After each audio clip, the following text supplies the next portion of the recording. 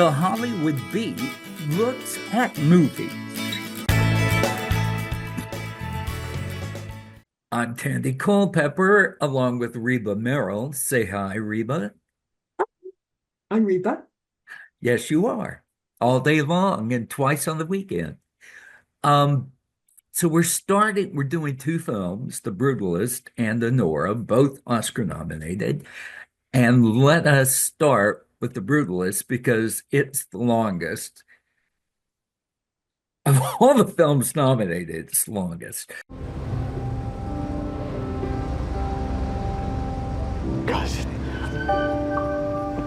Cousin. There's him. He's alive.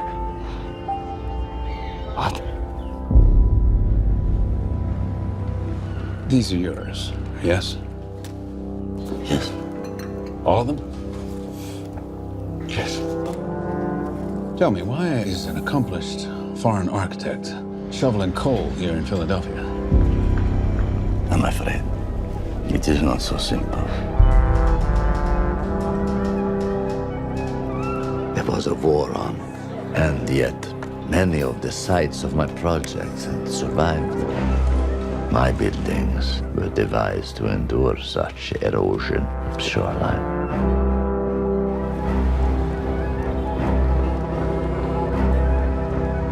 I brought you all out here to join me in looking forward toward the future.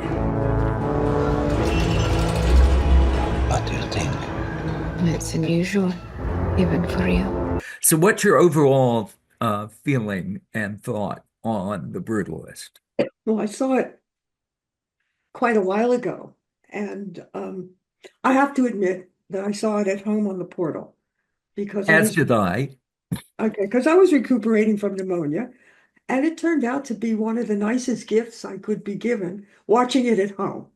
I took advantage of the amazing thing that it gave us an intermission because I think it's 3 hours and 20 minutes long. It is without the information intermission added in. It But is very long. I think it could actually have been shorter. I'm not going to edit it. It touched me because, of course, I am a granddaughter of refugees that came to this country. Actually, I'm a daughter of a refugee. My father was born in Russia. Wow. I was very touched because they're the story of Hungarians, and my grandmother came from Lithuania, and they're pretty close. But all of my family was here before the Second World War broke out. So it's just different. But to be Timing part, was timing was very good there. but the important thing was being part and knowing that your family came to this country for a better life.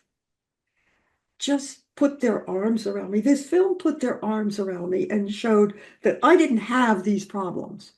My family didn't have these problems, but most people did. And I didn't realize how uninviting refugees after World War II were in this country. They were not welcomed.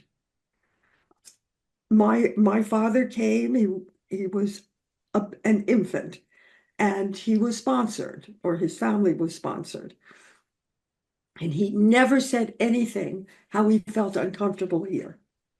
And yet when we watched Laszlo Toth, who is the character, the leading character of the film, from the minute he got off of the ship, actually on the ship it wasn't too good either, but once he got into America and primarily Philadelphia, he did not feel welcome, even It, within family.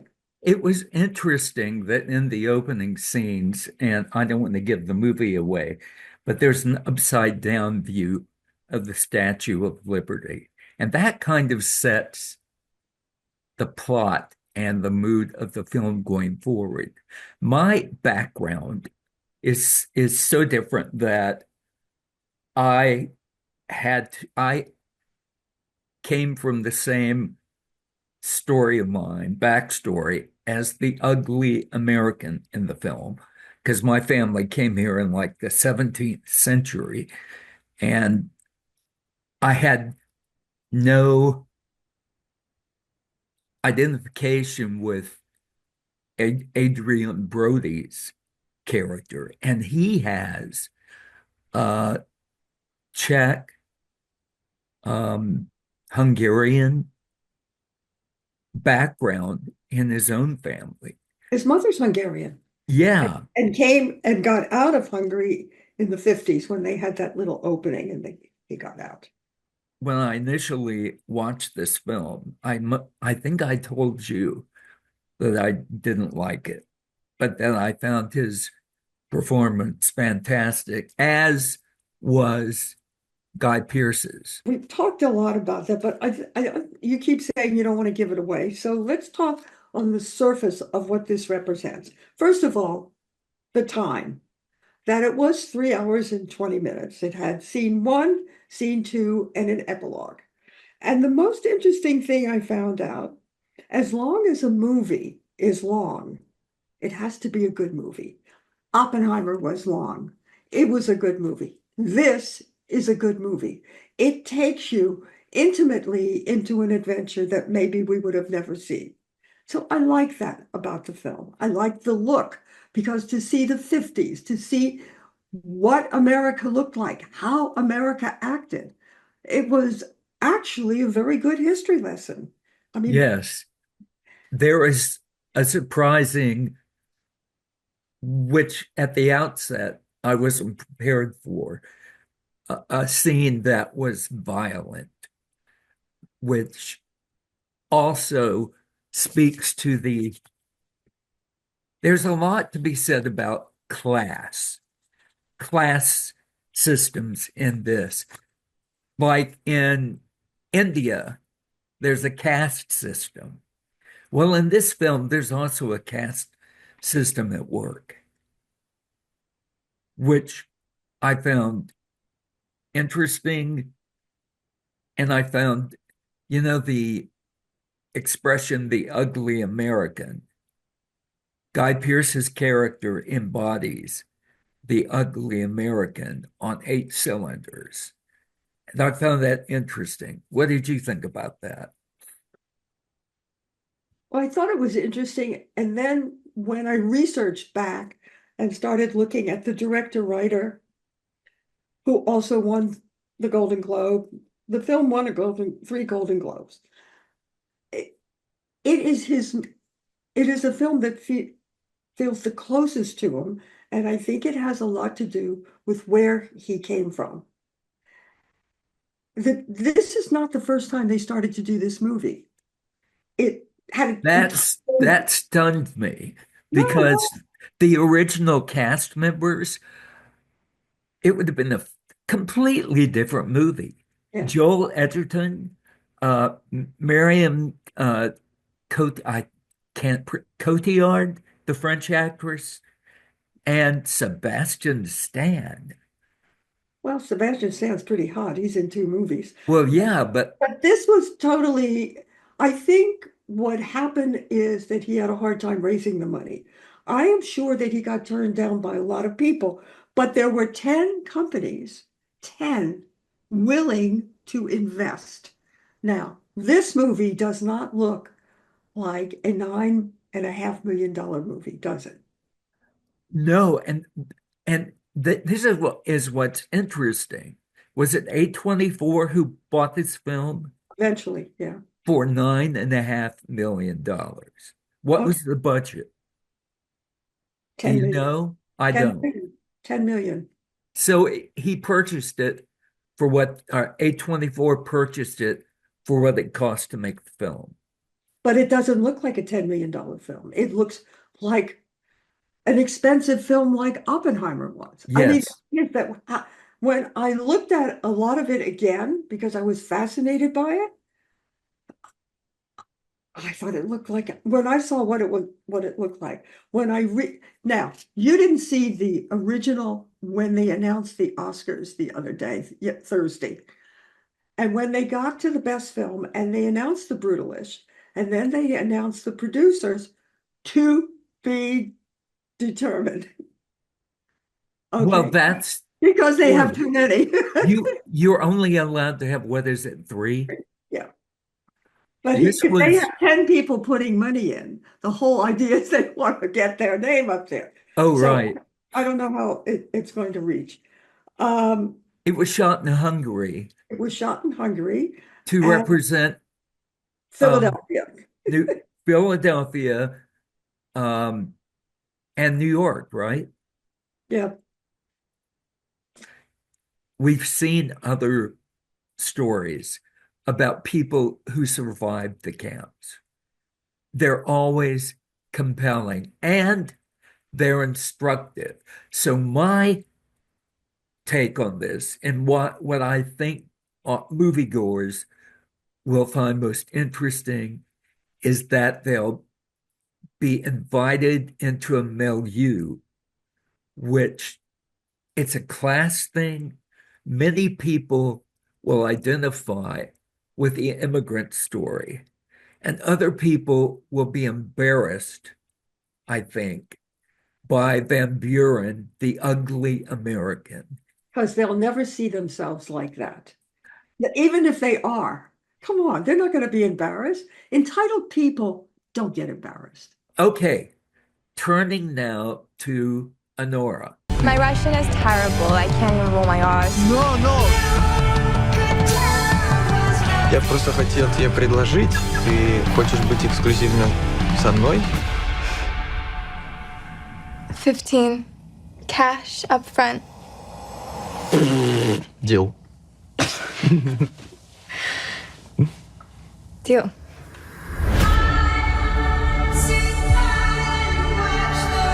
If I get married to an American, I wouldn't have to go back to Russia. Okay, so we should marry. Did you think it was a comedy? Well, I do think sex is funny. Okay. I mean, and they did have positions that I never knew existed. Reba. Nothing like being young. I mean, like only 20-year-olds could do this, trust me. But it was on the line. I didn't find it that dark. I found his parents over the top. I found everybody over the top. His father admired. His father never opened his mouth. The mother did all the But talking. he admired her because of the way she talked to his wife. Yeah, because which I found he interesting. knows what he bought into. And there's a scene where we see Anora, and as she prefers to be called, Annie, where these thugs that the family sends to have the marriage annulled, she beats the shit out of them. And one of them says to another one, "Be careful, she bites." But this is the thing that's interesting. This scene that you're talking about, which they call the home invasion, is 25 minutes 25 minutes long in the film. I didn't realize that. It would move. Where did you find that? Oh, I have my ways. Okay. It was totally choreographed. It took them 10 days to film it. 10 days on a small budget. Because it is the For a crown scene that jewel. was 25 minutes long. It was the crown jewel of the film. It was. It sets up that she's not going to take it, even if her hands are tied up, even if they have a silk scarf around her mouth making her shut up. She was not going to give up. She didn't feel taken like they wanted her to feel, or she didn't feel like, oh, a whore. She felt it was a real relationship. And let's face it, how many relationships, let's be honest about this, start out that they get very involved physically and then realize how much they like the rest of them. That's so true. Physical attraction is a big deal, and they had it between the two of them. And you know what my living. therapist told me? Yeah, I have a therapist. So many Californians do. Get over it. But she told me that in relationships, you have givers and takers. And you can have two givers get together in a relationship. And she said, invariably and inevitably, one of those people will become the A taker. taker. Yes. I And live in by this relationship, She became the taker. yep, Yeah, she was the giver in the yeah, beginning. yeah. She became the taker. I have to vote for this one. I want to say something about the Oscars and the nominations that we didn't talk about, but we're talking about Anora.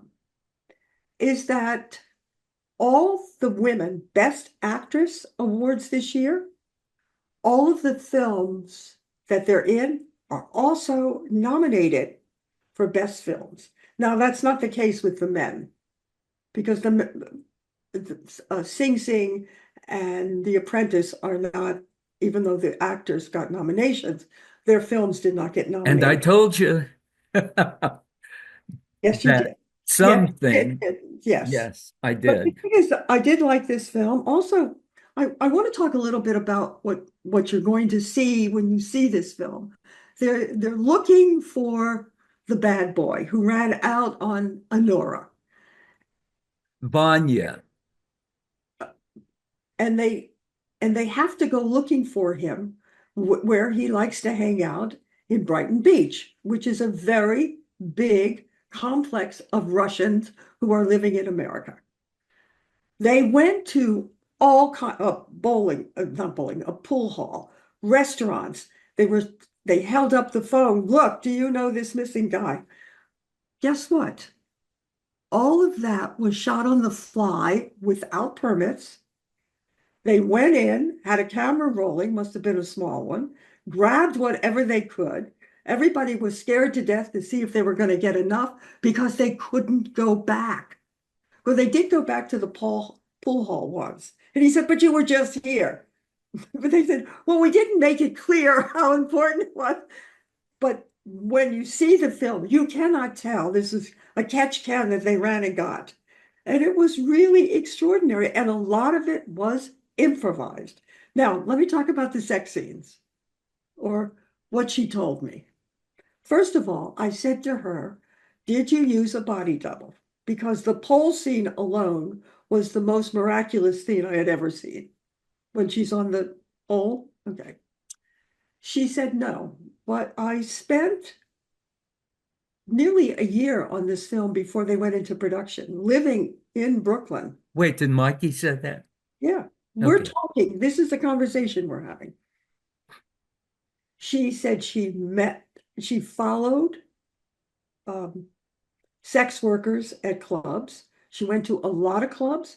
They had a consultant who was a former sex worker who wrote a book called Modern Whore on the and they worked with that. And then she said, I did all my stunts. And that meant that 25-minute scene where they're throwing her around, she did all that. Now she is 25 years old. And she didn't have to audition for this film. She had done 2 small films before. It is going to change her life. Well, it's a little film, and how he miraculously got it made for practically no money, really no money. I think this is what I love about Hollywood, is when somebody comes out and does it. Now, the positions of the sex scenes, they did not use a coordinator. And the young man who plays the henchman, who just got an Oscar nomination, is a very big deal actor in Russia. This is his first American film. He didn't know what to expect. He does not speak English very well. That part was true in the film, but they have interviewed him with an interpreter, and he liked it. He was confused about America because he probably believed all the terrible things they say about it, and he was surprised. I doubt Putin will see this film. No, but I really liked him. And I really liked the end of the movie. I'm not going to give it away, but I did like it. And when I was talking to, well, it was you who said that was the only commodity she had to give back. I was very touched. But it was more than that. He took her in his arms just to say it's okay. Not sexually, just it's okay. And I liked it. Okay, so it's a girly movie. And I'm sorry I'm not young because I would have liked to try some of those things out. I bet you had Well, but I'm not anymore. And I didn't it's looked really interesting. but I bet you have stories to tell. I do too. Let's face it. So that movie gets my vote. And I thought these two movies really, I like the connection that we brought these two movies together. They're both independent films, and they both have strong leads. One is a male, one is a female. And I like the way Hollywood is going. I like Both the idea that it's a little bit more open. We actually have a woman director nominated for the film The Substance, which I know we will talk about because Demi got a nomination. So this is an Oscar show, different. We haven't had anything like this for a long time. And it says, we are movies and the world. We are an international organization. Come and look at us. and the two films have one very subtle thing in common. They both speak about class. You've got two wealthy characters and two people who are not. And it reveals the dichotomy of people even today, Yeah. you know? So So, wait a minute, that's what I like about you. Because you brought the other half of the combination of these two films to talk about today. I looked at it from the simple point of view as, oh my goodness, we have a woman that's leading, that's the lead of the film, which is never happening. And you brought up the reality. I brought up the fantasy. okay. Are there any other things that you'd like to mention about this that we haven't touched on? No, I'm just glad it got nominated because the nomination will make people go see the film. And that's what this is all about. This is a film worth seeing. Word of mouth is going to affect both of these Oh, films. but it always does. I mean, that is the most powerful marketing tool any film can have. That's why that combination last year with Oppenheimer and oh my God, the blonde beauty, Barbie Oh, became right. Barbenheimer. it became a big deal. And it made both films made a lot of money. Of course, Barbie made more. She was over $1 billion. She didn't get any nominations. But by the time the nominations came out, she didn't care. She did. I think the director should have been, writer director should have been acknowledged. And that's the Academy still has to come a long way. But it has changed from when I was invited to join in 92. There were only men making decisions. They had a token woman here and there, but not like today. This Adrien Brody is already established. And Mikey, as you said, is going to have a career-defining moment here, which will be something that catapults her in getting more and more film. They're going to give her a script. She's not going to have to audition. And I think that that is an accolade that any actor or actress would welcome in a heartbeat.